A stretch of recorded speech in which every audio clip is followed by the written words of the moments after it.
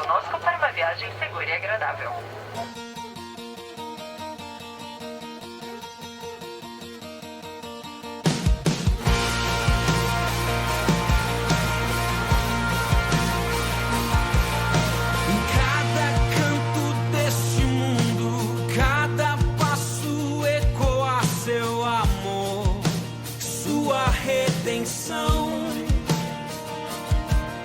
Sempre a mesma bandeira que não é sobre nós, mas é Cristo a luz, Senhor e Rei.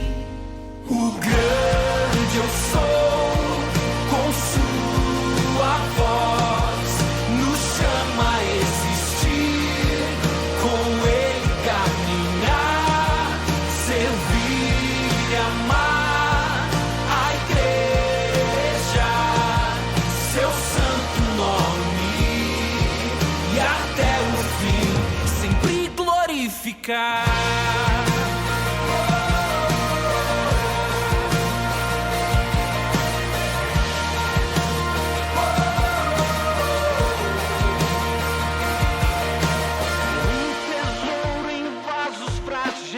Sua luz brilhou na escuridão em nossos corações.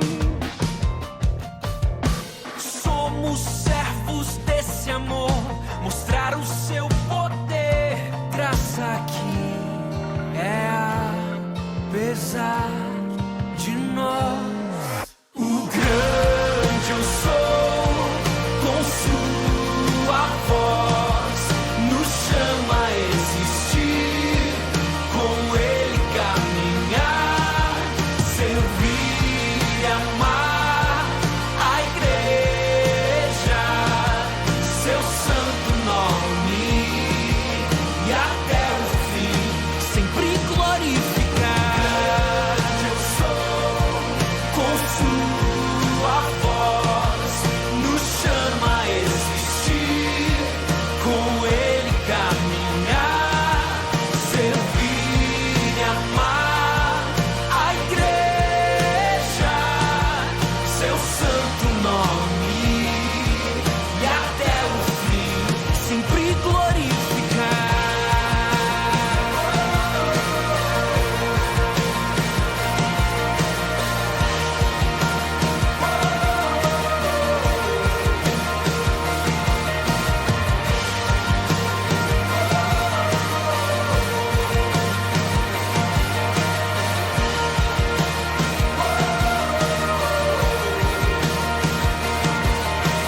Grande eu sou, com sua voz nos chama a existir, com Ele caminhar, servir e amar a igreja, seu santo nome, e até o fim.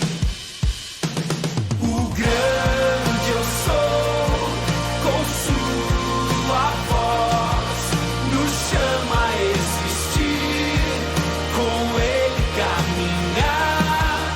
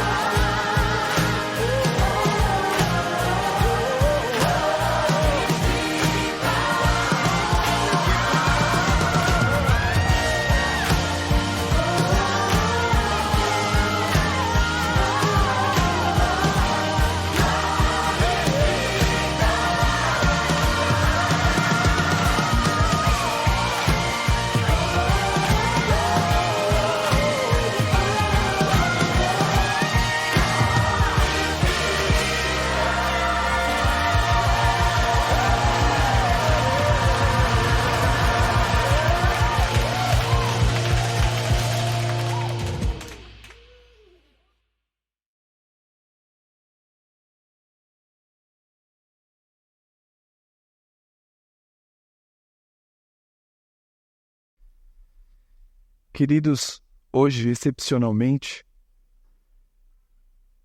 eu vou suspender a série de pregações no livro de Atos e neste e no próximo domingo me referirei à questão do diaconato.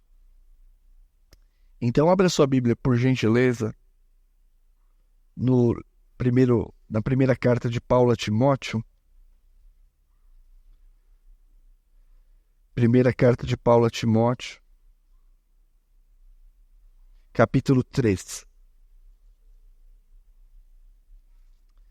versos 8 a 13. 1 Timóteo 3, versos 8 a 13.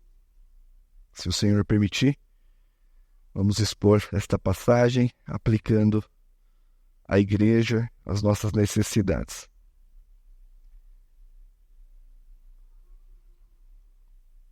Estamos nos preparando para a indicação de irmãos ao ofício do diaconato. Durante todo o mês, cada membro pode indicar aqueles que já estão listados para concorrer a este ofício. Dada a seriedade e importância desse ato, ao ler a palavra, meu propósito não é desencorajar os homens, e nem tampouco a igreja que elege, e nem fazer com que os diáconos atuais entreguem sua carta de demissão. Diante disso que eu ouvi agora, eu me demito. Não é isto. O objetivo também não é impedi-lo de exercer este ofício maravilhoso. O que Deus quer é ajudá-lo na confirmação da vocação de Deus que lhe presenteou. Para que você não esconda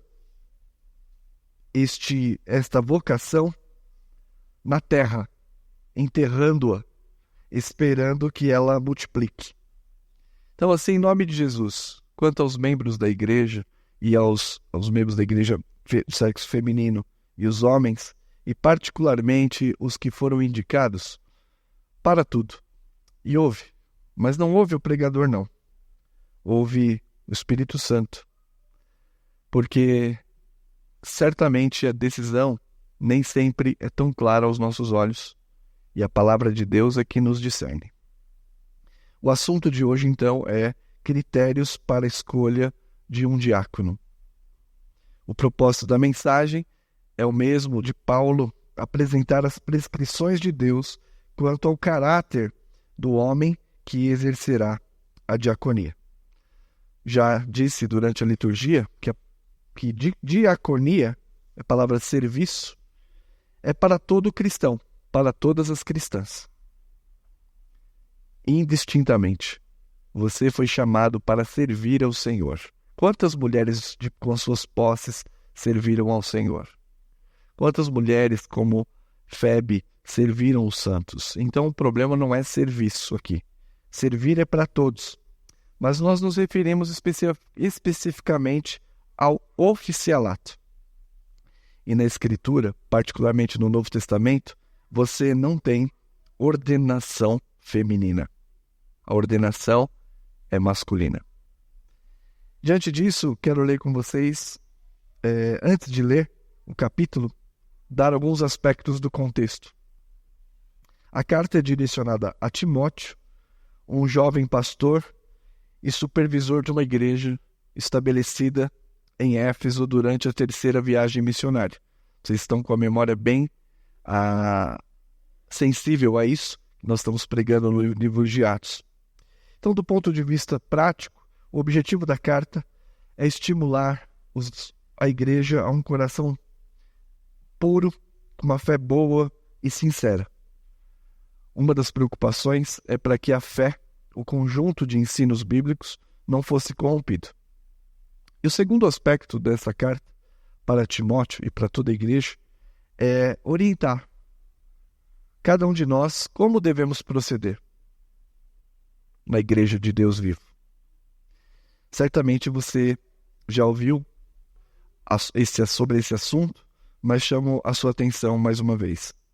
Nesse texto que temos aqui diante de nós, e leremos, Paulo prescreve as qualificações da liderança masculina. Quais as características que um homem deve ter para exercer esse ministério? E a gente deduz, queridos, pelo foco da recomendação, que a igreja de Éfeso precisava ser mais zelosa na escolha desses homens.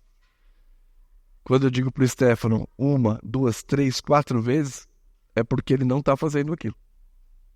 Então, certamente, a preocupação com a liderança tinha a ver com um desejo de Paulo para que eles tivessem muito, muito cuidado neste ato.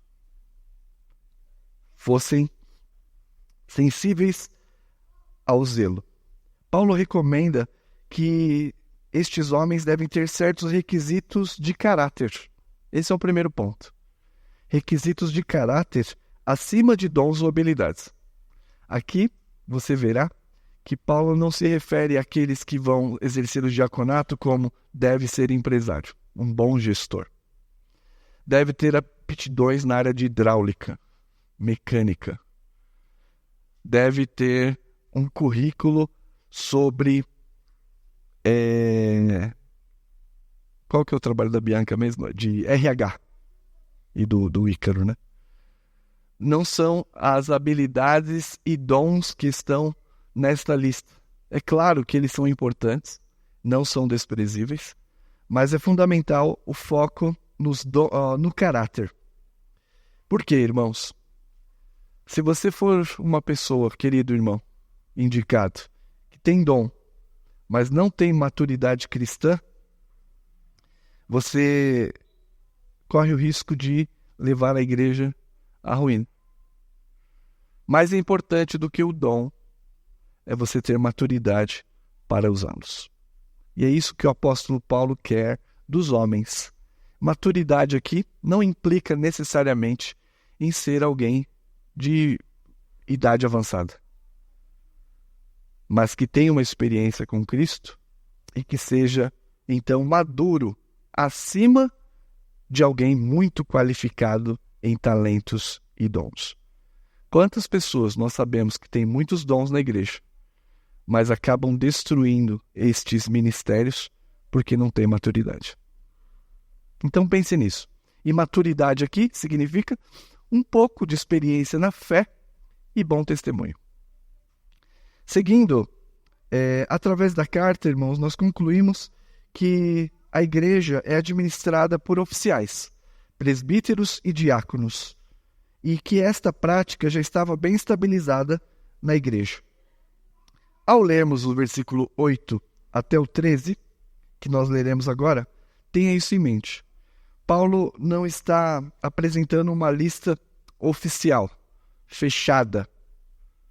O que Paulo está fazendo, ela não é exaustiva. É uma espécie de lista hipotética. Quais são os principais aspectos que um diácono deve ter? E, na verdade, todo cristão deve ter, para ser uma bênção no exercício do ministério. Então, leiamos o versículo 8 a 13. Semelhantemente, quanto ao diácono, a diáconos, é necessário que sejam respeitáveis de uma só palavra, não inclinados a muito vinho, não cobiçosos de sorte da ganância, conservando o mistério da fé com consciência limpa. Também sejam estes primeiramente experimentados. Se mostrarem irrepreensíveis, exerçam o diaconato. Da mesma sorte, quanto a mulheres, é necessário que sejam elas respeitáveis, não maldizentes, temperantes e fiéis em tudo. O diácono seja marido de uma só mulher e governe bem os seus filhos e a própria casa. Pois que desempenharem bem, o diaconato alcança para si mesmos justa preeminência e muita intrepidez na fé em Cristo Jesus. Vamos começar aqui por dois aspectos. O primeiro é a promessa para os diáconos. Talvez você tenha sido indicado e tenha negado por algum receio, algum medo infundado. Se o seu medo e o receio for infundado, você ver hoje, que você repense. Tem até domingo que vem para você ainda aceitar. Nós já temos um número para concorrer, mas nós sabemos que há alguns indicados que declinaram. Mas essa negação deve partir de certeza bíblica, não do que você sente ou acha. Bom, a promessa. O diaconato, irmãos, não é uma escadinha para o presbiterato, mas é o berço de muitos presbíteros. Eu, por exemplo, fui diácono por 2 mandatos, 10 anos, e nunca fui presbítero. Já fui direto para cima. Na verdade, já fui direto para baixo. Me tornei pastor, presbítero, docente. Mas eu nunca fui presbítero. Então, o diaconato é um berço de presbíteros, pode ser, mas não necessariamente. Esses homens são de boa consciência, homens que não trazem motivo de tropeço, servem a Cristo com fé, alegria e autoridade. E qual é a promessa? Que aqueles que desempenham bem o diaconato angariam muita honra da igreja e são estimados pelos santos. Se você exercer o diaconato conforme a palavra de Deus, os crentes vão realmente gostar muito de você. Às vezes nós confundimos o diácono com o cara carrancudo que fica na porta olhando feio para as crianças. É necessário que eles façam isso. Faz parte do ofício, tá bom? Os pais não fiquem bravos, não. Porque eles são responsáveis por ordenar a casa de Deus. Durante o culto, protegendo a pregação da palavra. É só por isso que ele olha feio para o seu filho. Para que a palavra seja pregada com liberdade. Não é porque ele não quer pegar seu filho pelo pescoço, não. Bom, fechando parênteses. E quem faz bem isso, diz a palavra, angaria muita honra e é estimado pelos santos. E é muito bom mesmo. Você visitar alguém, entregar uma cesta básica, construir uma casa. Essas pessoas começam a gostar de você, ter uma intimidade e respeito. E um respeito sincero. Então, querido diácono, querido irmão que foi indicado, é uma promessa maravilhosa que não faz para o presbítero. Já é uma diferença. A segunda coisa que a palavra de Deus diz aqui é que os diáconos devem ser experimentados. Não é isso que nós lemos no versículo 10? Também sejam estes experimentados, e se mostrarem irrepreensíveis, exerçam o diaconato. Aqui, irmãos, tem 2 sentidos. Pode significar um período probatório, um estágio, mas também alguém que é avaliado com seu comprometimento com a sã doutrina. Nós não precisamos ficar com um ou com outro, mas a melhor versão é esta, que alguém experimentado é que a sua conduta e o seu comprometimento com a doutrina. Você tem essa característica? Alguém que tem integridade comprovada, livre de qualquer vício notório. Você tem algum vício notório, declarado? Então você está impedido de exercer esse cargo, você está realmente certo em dizer, não quero. Mas você não tem nenhum vício que seja notório, que não afete a vida da comunidade? Isso é importante por quê? Porque, irmãos, a liderança, e aqui os ofícios, estão na linha de frente da batalha.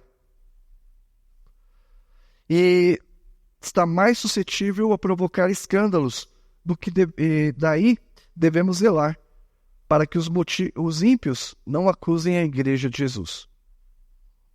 E este escândalo envolve também a sua moderação hoje, infelizmente, com a internet.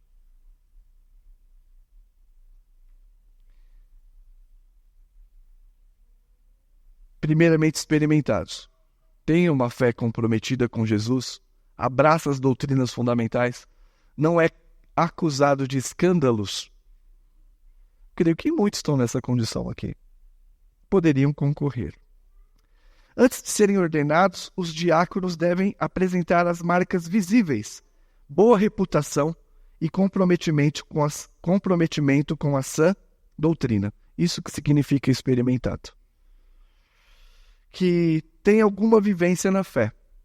Por isso que nós aqui, na nossa Constituição, pelo menos 1 ano de membresia, você já pode concorrer ao cargo de diaconato, ao ofício. Contudo, é importante que a igreja veja e perceba nas suas características que você tem alguma vivência na fé. E se você não tem nada que desautorize, pode exercer o ofício de diaconato. Então, nós falamos sobre a promessa e sobre o período e o que significa experimentados, versículo 10 e 13. Agora, quais são as características? Quais são os critérios, além desses, para escolher um diácono? Começa ali no versículo 8, vai até o 12. Semelhantemente, quanto ao diácono, é necessário que sejam respeitáveis de uma só palavra, não inclinados a muito vinho, não cobiçosos de sorte da ganância. Então, a lista de qualidades dos diáconos tem estreito relacionamento com os seus deveres. O caráter do diácono tem muito a ver com o seu trabalho, assim como o caráter do presbítero tem a ver com o seu trabalho. Primeira coisa, característica aí, meu irmão, minha irmã, na hora de escolher, este homem é discreto. É preciso ser discreto, para que as pessoas que forem atendidas possam confiar de que elas não serão expostas. Segundo, deve ser confiável. Este rapaz, este homem, expressa uma só opinião. As suas palavras são sinceras. Não é alguém que fala uma coisa na segunda e na sexta fala outra. Não é alguém de ânimo dobre. Muda o discurso conforme a situação. Então, discreto e confiável. Uma só palavra. Porque isso está inerentemente ligado ao seu serviço aos santos. Quanto ao hábito ele é respeitável quanto ao hábito de falar e quanto ao modo de se comportar. Diz a Escritura que ele não é dominado por vícios. Ou seja, é um homem moderado. E ele pode até beber mais vinho do que o presbítero. O presbítero não pode beber nada, não. Que aqui ele diz, não seja dado a muito vinho. Bebida não é problema. O problema é o excesso, o descontrole. Que nós sabemos que um copo pode levar ao descontrole. Mas a Bíblia não condena a bebida. A Bíblia condena o descontrole. Então este homem deve ser sóbrio. Conseguir discernir as situações com clareza. O que eu preciso fazer aqui? O que essa pessoa está sentindo? O que essa família está de fato precisando? Para você poder, como diácono, dizer não. Dizer sim. Dizer espere. Então, alguém que seja viciado em bebida, pornografia, jogos e outros pecados são porta de descontrole e insensibilidade. Então você deve analisar a si mesmo se você está com algum descontrole pessoal. Isso aqui os irmãos não vão conseguir sondar. Falando, você é viciado em quê, meu irmão? Mas daqueles que forem indicados que pensem sobre o descontrole e excesso, porque essas coisas tornam insensíveis as pessoas. E se você estiver insensível, como é que você vai exercer o ofício de escravo, servo do outro? Não tem como. Você só pensa em si mesmo. Então, irmãos, por quê? Porque essas coisas têm potencial para destruir a reputação e a autoridade deste homem. Os diáconos devem ser controlados pelo Espírito Santo, capazes de sujeitar-se ao Senhor em seu ministério. Então, quanto ao modo de falar, só no sapatinho, quietinho ali, discreto, confiável. Quanto ao se comportar, moderado, sóbrio. E outro comportamento, não deve ser avarento. Ele não deve ser avarento, diz o texto. Ele deve ser um bom administrador das coisas para glória de Deus. Bom administrador das coisas para a glória de Deus. Os diáconos terão a responsabilidade de administrar as finanças destinadas à assistência social. Na igreja presbiteriana e outras igrejas, você tem um orçamento anual. E aquele orçamento anual destina X% para causas locais de assistência. Você vai gastar com remédio, fralda, Uber e outras necessidades, cadeira de rodas, cesta básica, que podem serão usados pelos irmãos. Então nós temos ali na junta diaconal o tesoureiro. E em geral, estes homens não podem ser cobiçosos de dinheiro. Então veja que o controle também tem a ver com sua finança. Suas finanças estão controladas. Não significa que você deve ter uma reserva em dólar na sua conta, falando, agora eu sou diácono. Não. Mas que você não tem que dever para Deus e o mundo. Se você está devendo para Deus e o mundo e mais alguém, se existe, tem que repensar a sua mordomia e avaliar qual é a sua questão com o dinheiro. Agora, parênteses. Pode ser que você chegou nessa situação e tem pastores nessa situação, por situações dramáticas. Seu nome está sujo, fala, pastor, não vou concorrer porque meu nome está sujo. Tá, por quê? Porque eu tenho, sei lá, quantos filhos, minha esposa ficou doente, meu filho ficou doente, fiquei desempregado e descontrolou. Isso é uma coisa. Você não está desabonado para participar do pleito nessas condições. A questão é, se você não passou nada desses percalços comuns da vida, e ainda assim, nem dizimista ou ofertante você consegue ser na casa de Deus. Como é que vai administrar os bens da igreja? Então, examine bem esse aspecto. Então, irmãos, em geral, os indicados, serão arguidos, questionados sobre a sua vida. E uma pergunta que eu aprendi a fazer é a seguinte.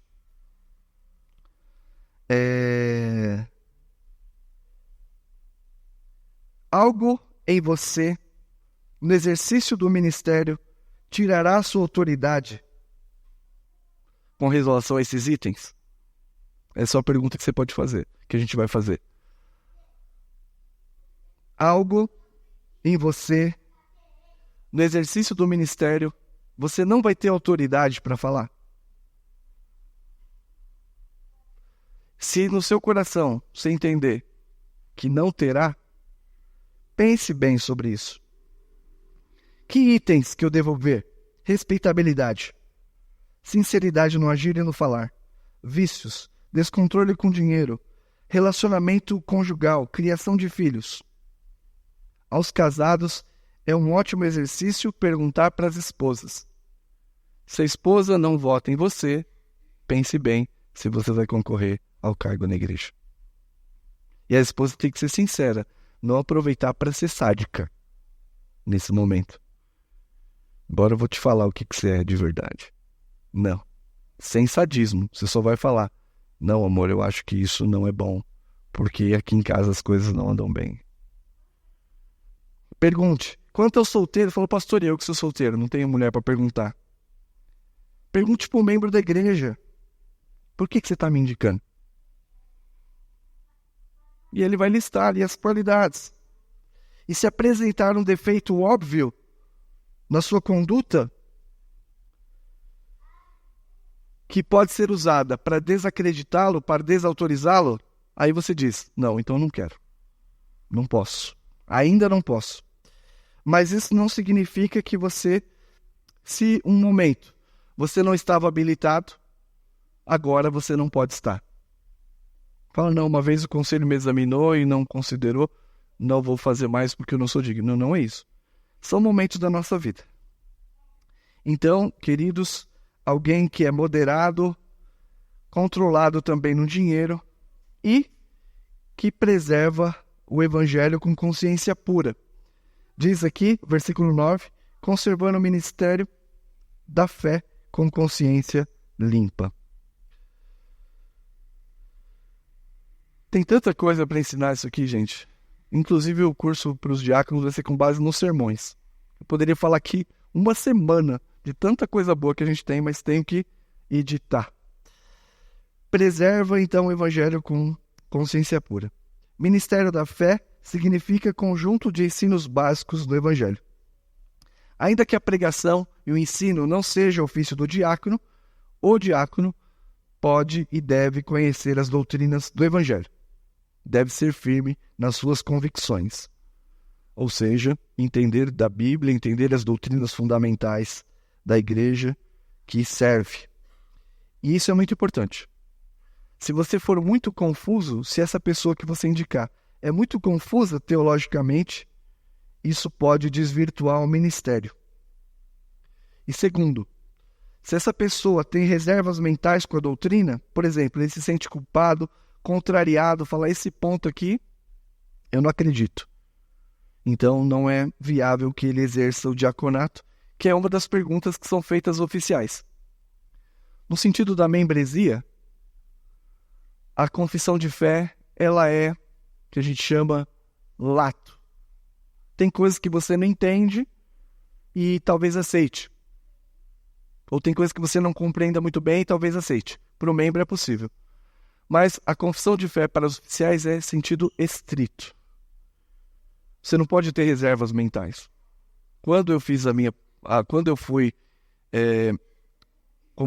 ordenado, eu não sabia, mas puxaram a minha capivara. Perguntaram para minha família lá o que eu era, o que eu não fazia, deixava de fazer. Perguntaram para a igreja.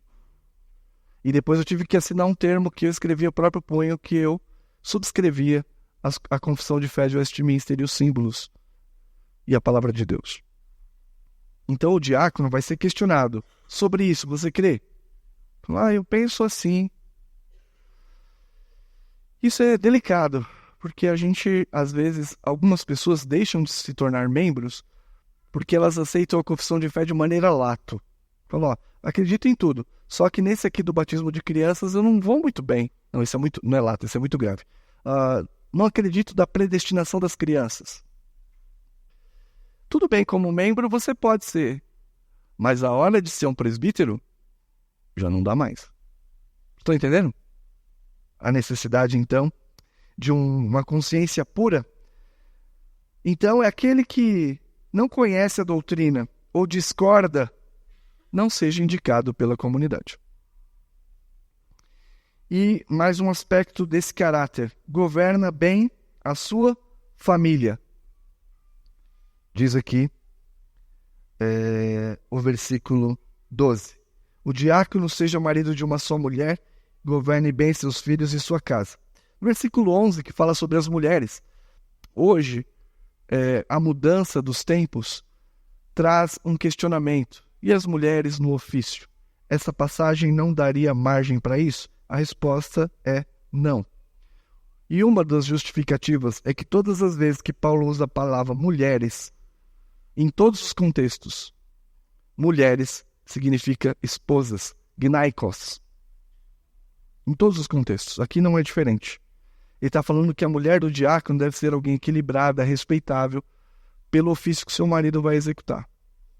Tá bom? Então aqui não está falando de ofício feminino. Tanto é que ele não fala quanto às diaconisas.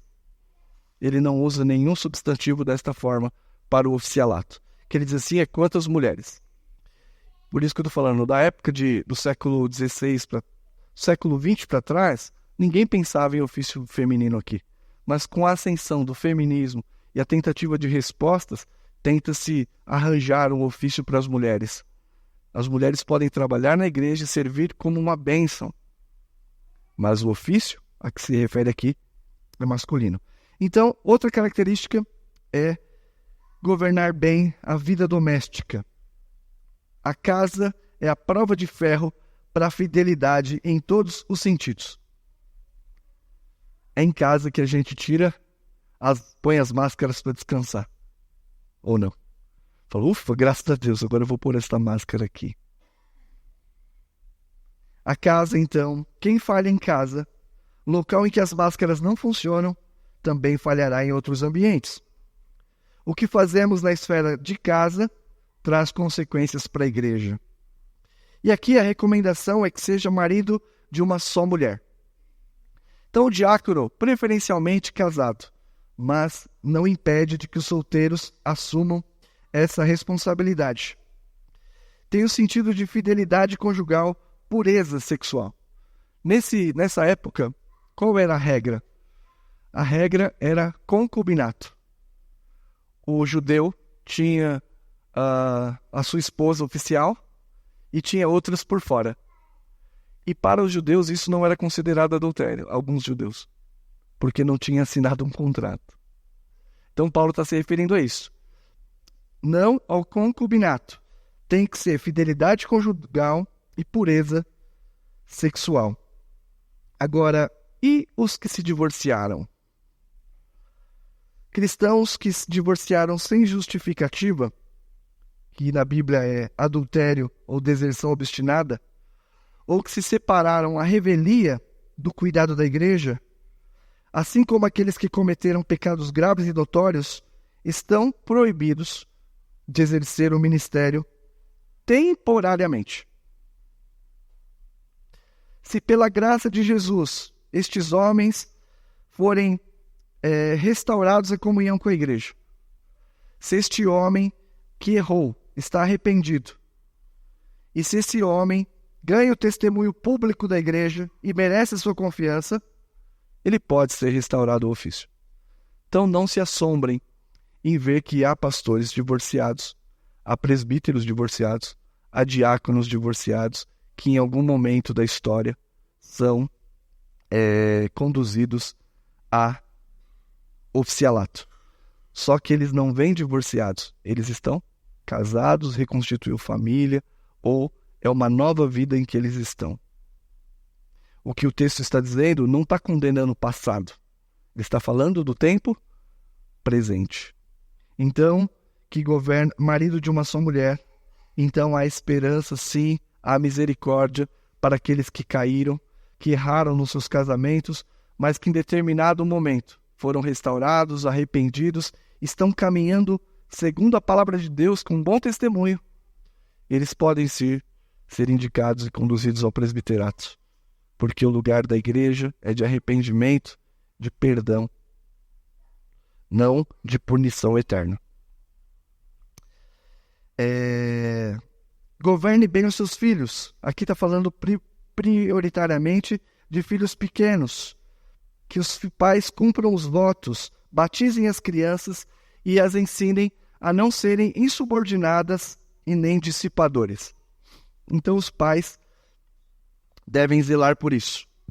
Se o pai não é zeloso, a Bíblia está dizendo que ele precisa rever este caso.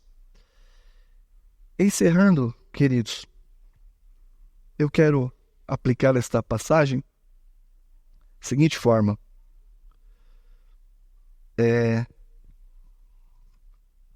Quantos diáconos querem entregar a carta de demissão? E quantos que rejeitaram, hoje estão repensando? E aqui meu propósito não é persuadir, eu já ensinei a igreja. Se alguém não quer servir, naquele momento, não fique insistindo. Simplesmente pergunte, consulte, e ele e a consciência de Deus vão trabalhar. Então aqui nós não estamos fazendo uma pregação desesperada por diáconos. Na última eleição que nós tivemos aqui na igreja, em 22, eu fui disciplinado por Deus e ensinado. Não planeje nada. E nós não planejamos nada, só fizemos o que está na Constituição mesmo. Então se não tiver nenhum indicado, graças a Deus. Por nós, isso não tem muita importância, porque é Deus que está conduzindo a igreja. Bom, então temos irmãos que talvez não se sintam à altura do ofício, ou que sentem medo de assumir o compromisso. E tem que ter mesmo. Mas não um medo que te imobilize. que te desencoraje a servir ao Senhor. Eu fui diácono por 2 mandatos, ou seja, 10 anos. E na minha época, eu era o mais novo entre os diáconos. Tinha 22 anos. E depois o diácono João entrou. Mas demorou 4 anos. O mais novinho tinha 40. Então era 22 anos entre homens mais velhos. Era solteiro e me sentia muito aquém das exigências. Até que um pastor sentou comigo, porque eu dizia não toda vez. Pula a fila. Próximo. Na próxima, pastor. E ele sentou comigo e disse o seguinte: ouça o que o Espírito diz através da igreja. Não ouça apenas o seu coração. Para eles, o pastor disse para mim: Fábio, você tem bom testemunho. E aí eu concorri, na certeza de que não seria eleito, porque a igreja era grande, tinha muitos homens, mas eu fui eleito. E, irmãos, a não ser que você tenha um pecado ou falha notório, incompatível com as exigências, confie, meu jovem, meu irmão, no Senhor, porque Ele pode sustentá-lo. Ou você acha que o ministério é realizado por homens perfeitos? Você acha mesmo que eu sou perfeito? Não sou. E eu posso, compartilhar isso com o Isaac, com o Paulo, com os demais diáconos. Quem de nós é perfeito? Nós não somos perfeitos. E ali, irmãos, o diaconato foi uma experiência maravilhosa, uma universidade da vida. Então, o fato é que eu nunca deixei de ser diácono. Eu continuo sendo diácono. A questão do serviço é muito forte. Minha esposa pode testemunhar para vocês isso daí. Então, irmãos, o trabalho diaconal é uma expressão direta do ministério do nosso Senhor Jesus Cristo. Ele que, sendo Deus, não usurpou o ser igual a Deus, antes a si mesmo se esvaziou, assumindo forma de servo, sendo levado à morte de cruz. O que significa isso? Que o Senhor não se prendeu aos privilégios que lhe pertenciam. Deixou o seu lar celestial, assumiu forma de servo, estava pronto a despojar-se da glória. E onde é que Cristo demonstra sua servidão? Senão na cruz. A cruz de Jesus é o exemplo máximo de esvaziamento. O nosso Senhor suportou humilhação, sofrimento extremo, entregou a sua vida por amor. Queridos irmãos, pensem nisso. Vocês terão um ofício muito parecido com o de Jesus. Você não sente atraído por isso? Servo. Você não vê a manifestação de amor de Jesus em despir-se da sua glória?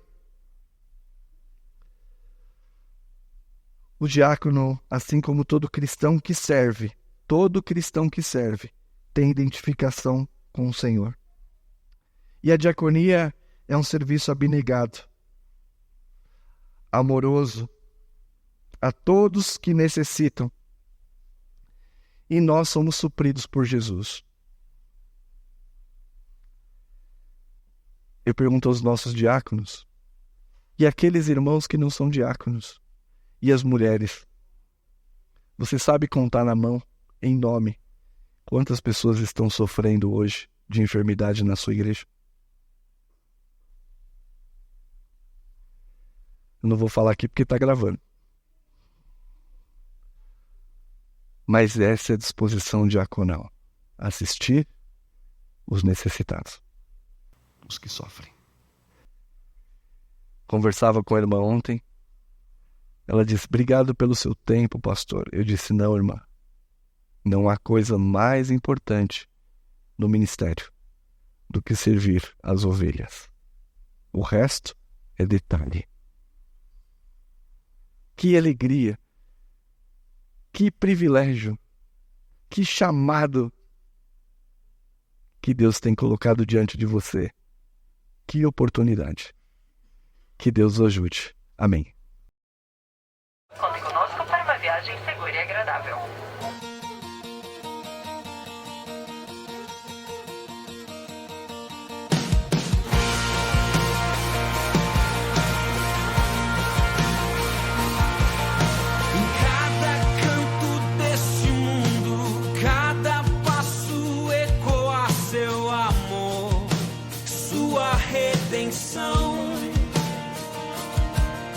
Sempre a mesma bandeira que não é sobre nós, mas é Cristo a luz, Senhor e Rei. O grande eu sou, com sua voz, nos chama a existir, com Ele caminhar, servir e amar a igreja, seu santo nome, e até o fim sempre glorificar.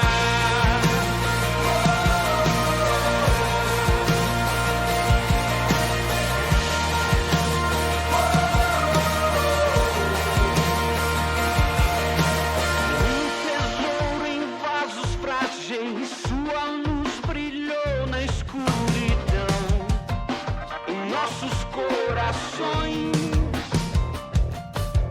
Somos servos desse amor, mostrar o seu poder. Graça que é apesar de nós.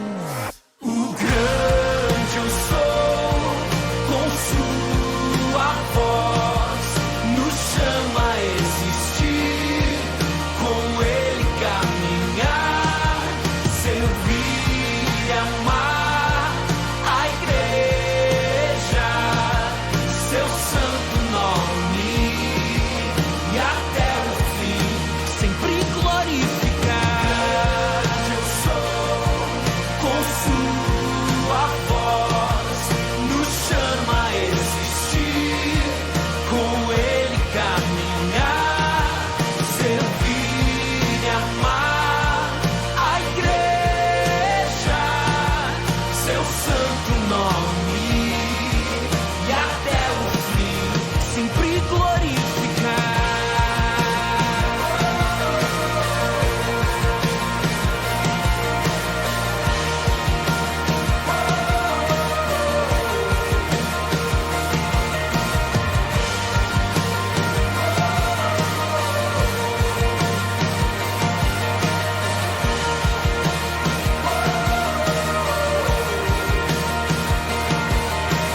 Grande eu sou, com sua voz, nos chama a existir, com Ele caminhar.